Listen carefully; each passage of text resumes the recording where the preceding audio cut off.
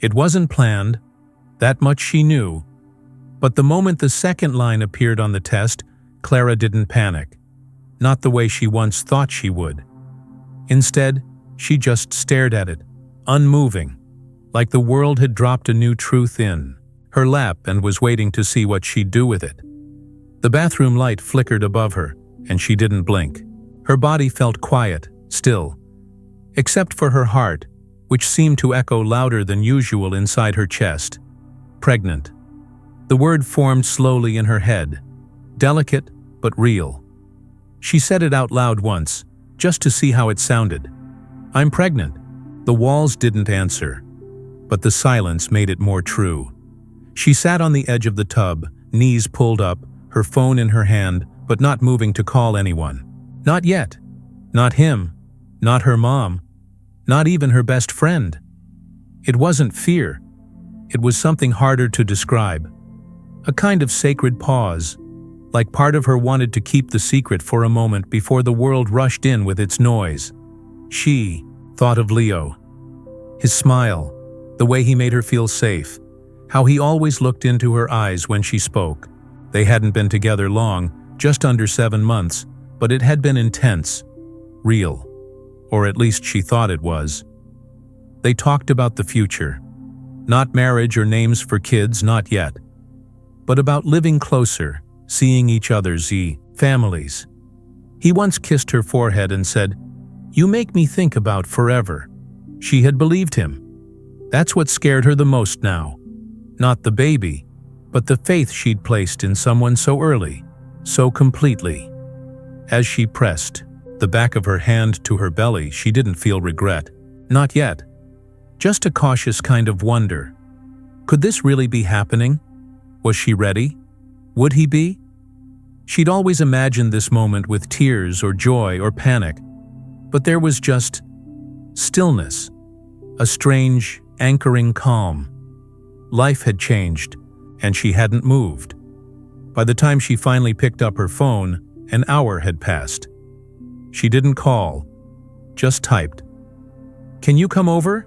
I need to talk to you." He replied a minute later. "Of course. Everything okay?"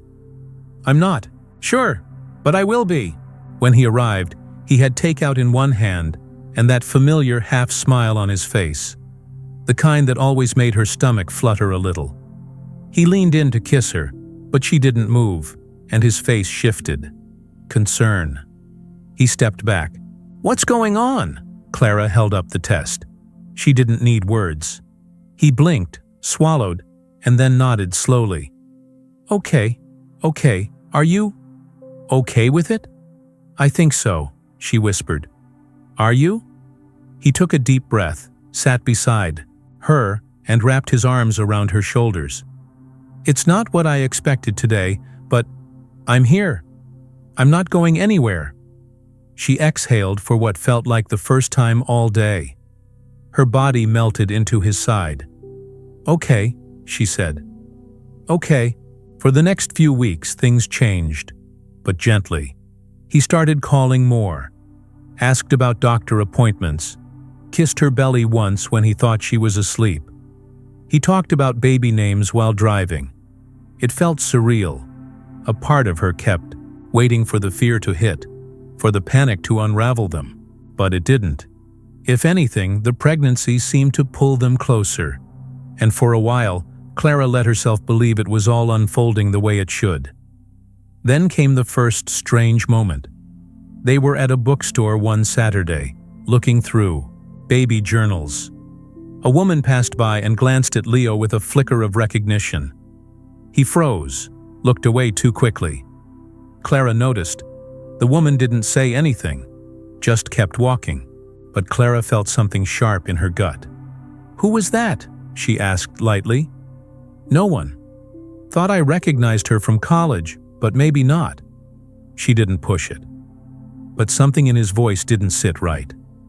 Later that night, she scrolled through his tagged photos on an old Facebook profile he rarely used. Most were old. Parties, trips, nothing recent. But in one group shot from a wedding 2 years ago, she saw that same woman, and Leo standing next to her, arm around her waist. The caption, "Family isn't always blood. Grateful for these 3. Clara felt her breath catch. These 3? She zoomed in. There were 2 children sitting on the ground in front of them. She clicked on the woman's profile. It was public, 3 boys, ages 7, 5, and 3. The captions weren't angry, they were normal. But Leo was in some of them, casually. Not always tagged. One photo from a birthday party simply said, "So lucky my boys have such a steady figure in their life." Clara didn't move for a long time. The baby inside her didn't kick, but something inside her shifted. She closed the app, got up, stared at herself in the mirror. She wanted to believe there was an explanation. That maybe he'd been a godfather, an uncle, a friend, helping out. But deep down, she already knew. She just didn't know how much of her life had been a lie, and how much more she was about to uncover. Clara didn't sleep that night. She lay in bed staring at the ceiling, the shadows of passing headlights slicing across the room in soft intervals. Leo was asleep beside her, breathing steadily, one hand resting close to her pillow but never touching. She wanted to believe he was innocent, that he had a complicated story, that there was a reason he had never said a word about those children. But every minute that passed without an answer became its own answer. The silence wasn't empty. It was full of things he chose not to say. She got up early, made coffee, and sat in the kitchen with her phone in hand, staring at the woman's profile again. Her name was Denise. The boys had similar faces, the same eyes, the same shape of jawline she'd traced on Leo's face a dozen times with her fingers. She wasn't a detective. She didn't want to be, but her brain was already putting pieces together her heart wasn't ready for. 3 boys. A woman he clearly knew well. Photos spanning years. And Leo had said nothing. Not once. When he walked into the kitchen, he kissed her cheek and poured himself a mug like it was any other morning. "Sleep okay?" he asked. Clara didn't answer right away. She turned to face him, phone in hand, and simply said, "Leo, who is Denise?" His mug froze halfway to his lips. The pause was everything. "I saw the pictures," she said, voice steady. "Of you, of the kids, of her."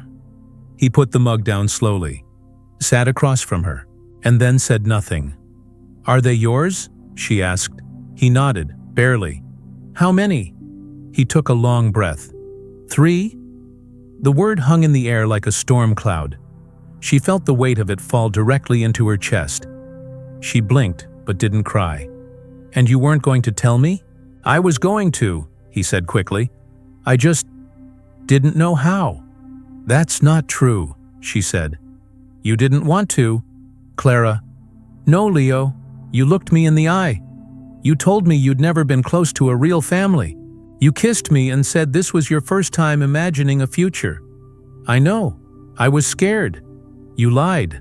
He lowered his eyes. "I didn't know what we were at first. And then, you got pregnant. And I didn't want to lose you. I thought I could control it. I thought maybe, just maybe, I could be enough for you without dragging all that in." She stared at him, empty. "They're your children. I pay, support. I visit when I can. Denise and I ended years ago. We were never married.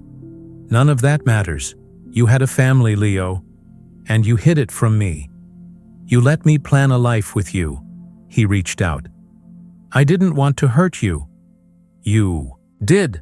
She stood, left the kitchen, and walked into the small spare room they'd started talking about turning into a nursery. The walls were bare. She had folded tiny baby clothes into a drawer a week earlier, hopeful. The drawer felt heavier now. She opened it and stared down. A tiny onesie that read, "Coming soon." She felt her chest tighten until it hurt to breathe. Leo stood in the doorway. "I was going to tell you, I didn't know if you'd stay." "You were right to worry." He looked down. "I've never had someone like you. Someone who made me want to be better."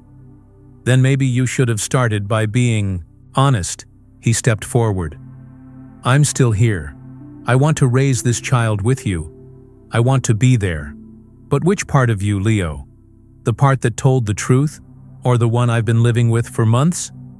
I messed up. Clara turned to face him, her eyes sharp. You lied about something that defines a person's life. You didn't forget to take the trash out. You pretended to be someone you weren't. I didn't pretend. He paused, searching. I compartmentalized. She laughed, but there was no humor. You hid 3 lives in a box and handed me a fake key. He stepped closer. Let me fix this. I don't think you can.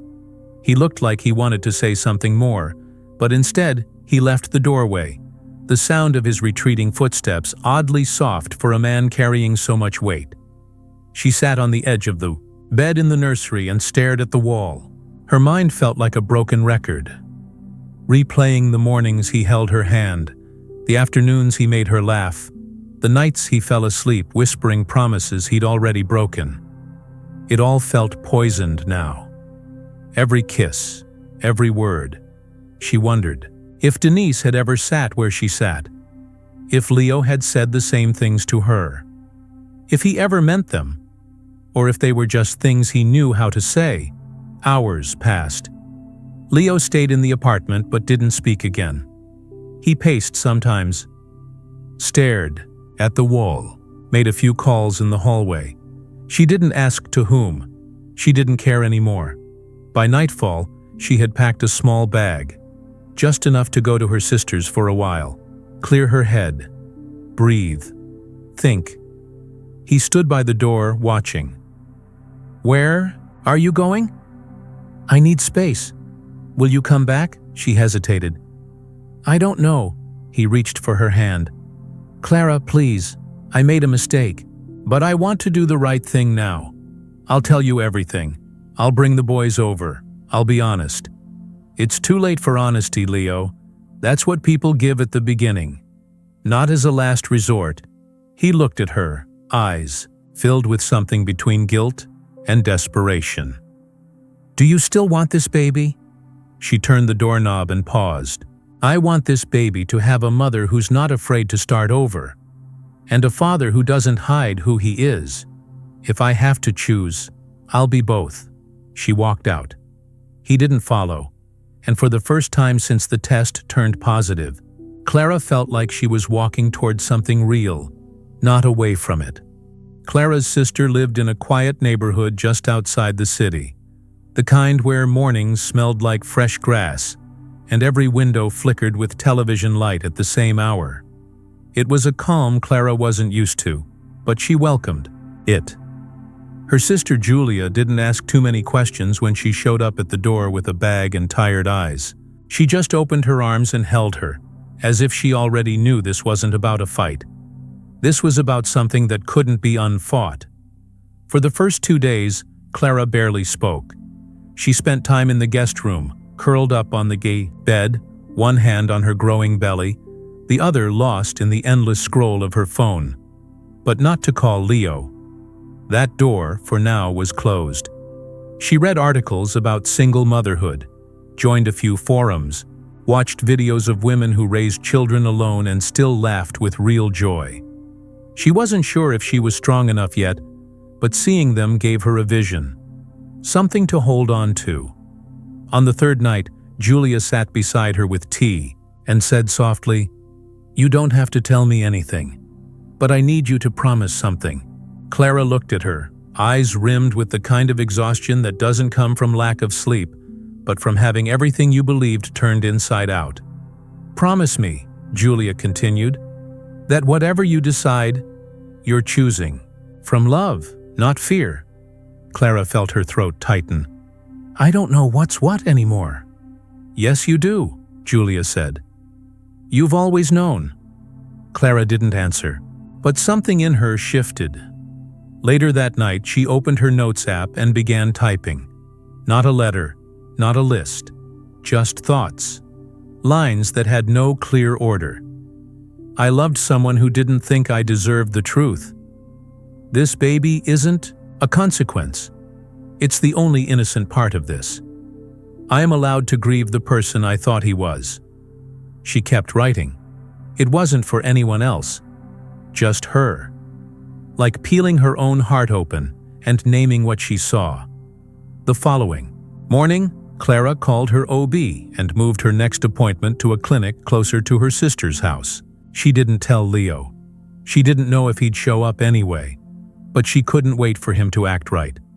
She had to start moving forward now, with or without him. At the appointment, she heard the heartbeat again. A soft, strong rhythm that didn't care about lies or history. It just was. The doctor smiled. "Everything looks good. Have you started thinking about names?" Clara nodded. "I have a few." She didn't say them out loud. Not yet. Naming the baby felt like claiming the story as hers, and she was almost ready for that. When she got back to Julia's, a package was waiting for her. No return address. Inside was a soft gray blanket, hand-knit, and a card. "I know I failed you. I don't deserve your forgiveness, but I still believe in our child. If I can't be your partner, let me still try to be a father." Leo, she stared at the words. They didn't move her. Not anymore. They felt rehearsed. Safe. Too late. She folded the card, placed it back in the envelope, and set it in a drawer. The blanket, though, that she kept. Not because it meant anything from him, but because her child would one day need warmth, and she wouldn't reject that out of pride. That night, she did something she hadn't done since moving in. She opened her laptop, pulled up her old resume, and started editing. She hadn't worked since taking a break to study again, thinking Leo's support would let her ease into things. But she wasn't going to wait on support anymore. She needed income, stability, something that didn't vanish when someone else's truth collapsed. Over the next week, she applied to 3 part-time remote positions, got one interview, then another. Things weren't moving fast, but they were moving. Each small win reminded her she could rebuild. She didn't have to do it all today, just enough to believe tomorrow was still hers. One evening, Julia walked into the guest room with a small box in hand. "This came to the house, addressed to you." Clara opened it slowly. Inside, a photo. Leo, Denise, and the 3 boys, holding up a sign that said, "We miss you." Her hands trembled. On the back of the photo, another note. "They want to know their sibling. I want them to. You don't have to respond. I just wanted you to see who we are." It wasn't anger that washed over her. It was grief. Grief for the life she could have had if only it had started with truth. Grief for the family that was growing inside her and the one outside, already built without her. She didn't cry. She placed the photo face down on the table and walked outside. The air was cool. The sky painted in fading pinks and purples. She whispered, "I don't want to hate him, but I don't know how to trust him." The wind didn't answer, but her belly shifted slightly, a soft flutter beneath her skin. The baby moved. She placed both hands over the sensation, tears finally forming. "I'll protect you," she whispered.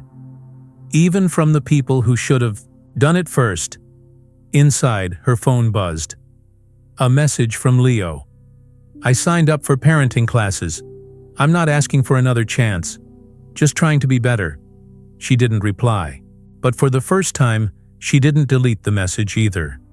Somewhere between love and betrayal, a new woman was forming. One who didn't break when lied to, who didn't disappear when disappointed. She was becoming someone else now, not out of revenge, out of necessity, and she would not go back. The following Monday morning, Clara's email pinged with a new message.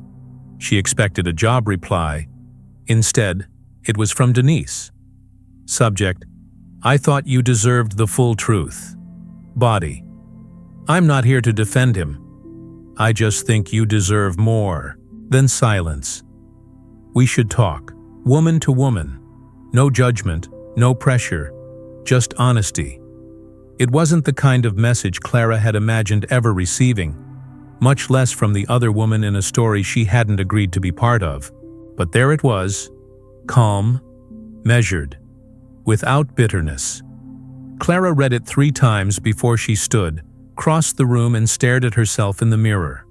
Her eyes weren't angry, just tired.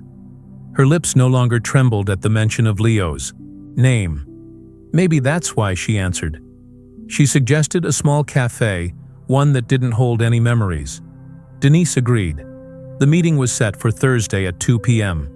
When the day came, Clara arrived early. Her belly had grown, making her movements slower, her breaths more deliberate. She chose a corner booth, ordered chamomile tea, and watched the door. At exactly 1:59, Denise walked in. Mid-30s, elegant, not flashy. She wasn't what Clara expected. She looked normal, kind, tired too. Life had clearly lived inside her, just as it was starting to inside Clara. They didn't shake hands, just a silent nod. Denise sat down across from her. "I wasn't sure you'd come," Denise said gently. "I wasn't sure either," Clara admitted. "But I needed to see the person he lied to you about, and the person he lied to me about." Denise's eyes lowered. "He didn't lie to me, not at first." That surprised Clara. "What do you mean?" Denise stirred her coffee slowly, as if trying to find the right pace for the truth.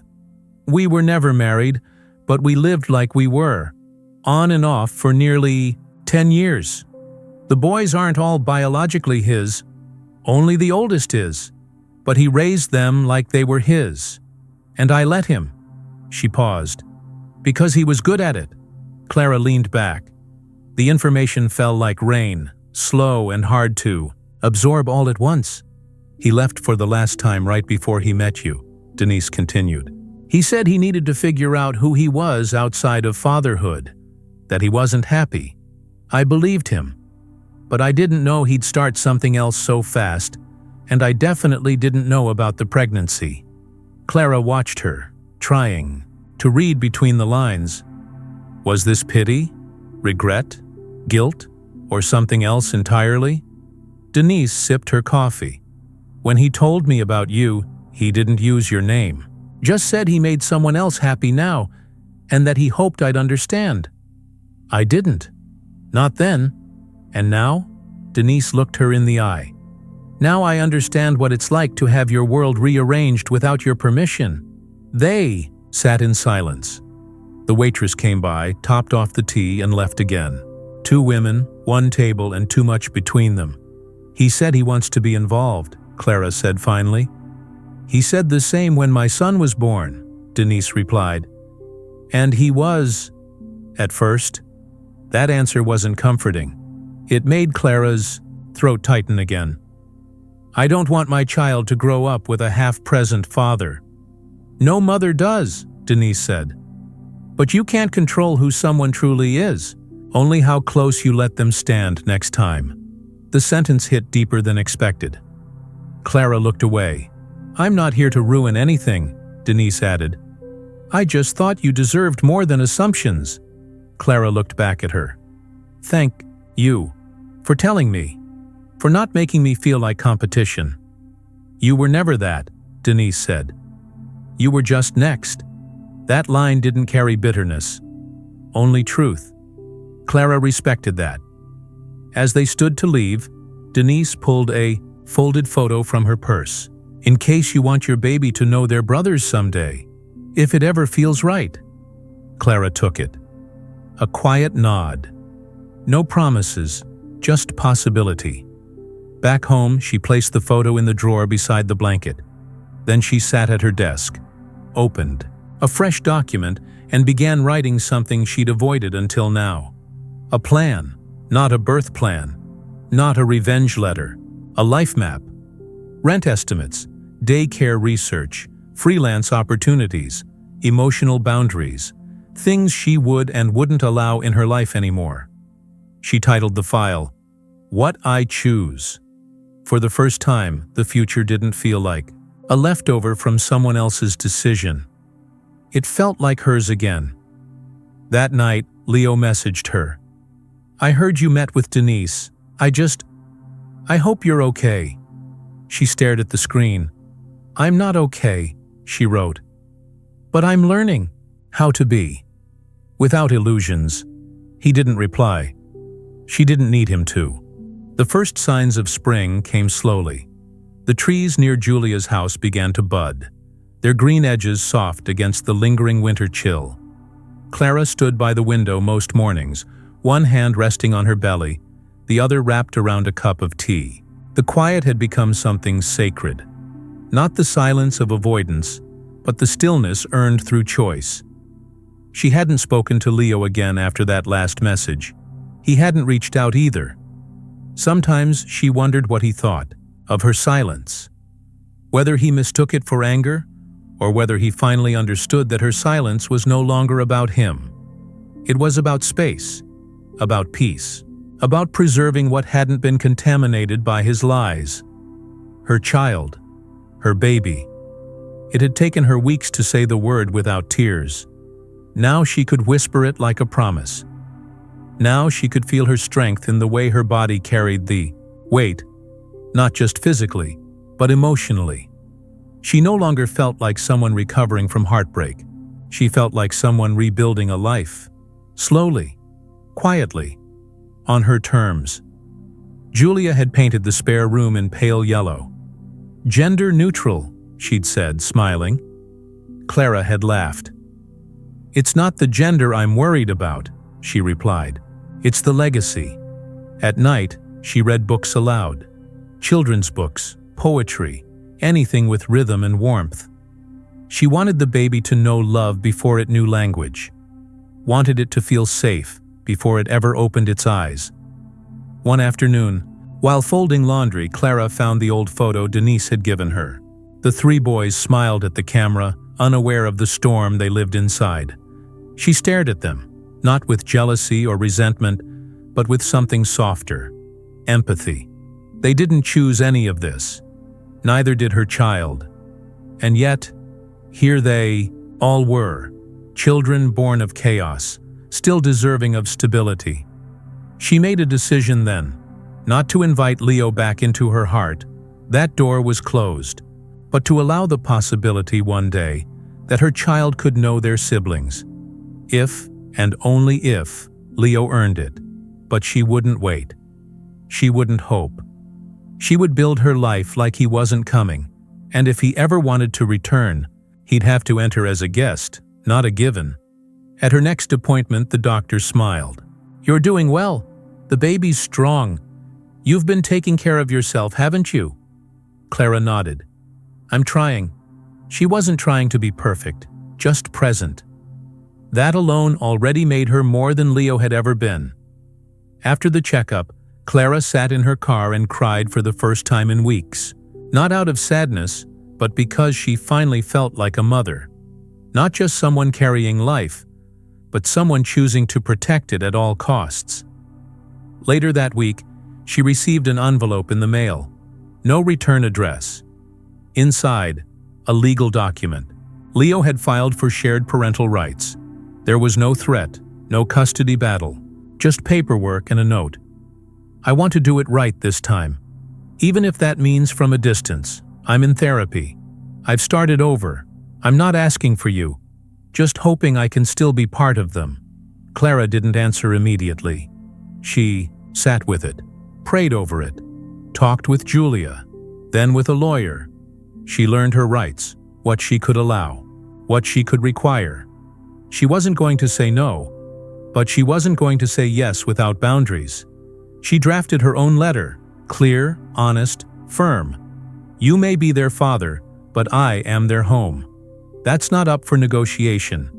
If you want to be in their life, you'll show up with consistency, not just apologies. You'll meet every requirement, legally, emotionally, financially. Until then, don't call yourself a dad. Call yourself someone trying." She never heard back, not that week, not the next. And in some strange way, that made things easier. No more waiting, no more questions, just her, and the baby, and the future they were choosing. together. The day Clara went into labor, Julia was there, holding her hand, whispering strength into her ear, reminding her that she wasn't doing this alone, not anymore. And when the baby cried for the first time, Clara cried too, but not from pain, from pride. She had made it. Later that night, alone in the hospital room, she held her child to her chest and whispered, "I don't know what you'll grow up to be, but I know this. You were born from truth, not illusion, and I will never let you be lied to about who you are." The baby stirred. She kissed their forehead. And in that quiet, sacred moment, Clara understood something. You don't have to hate the person who broke you to become the one who saves you. You just have to stop letting them write your story.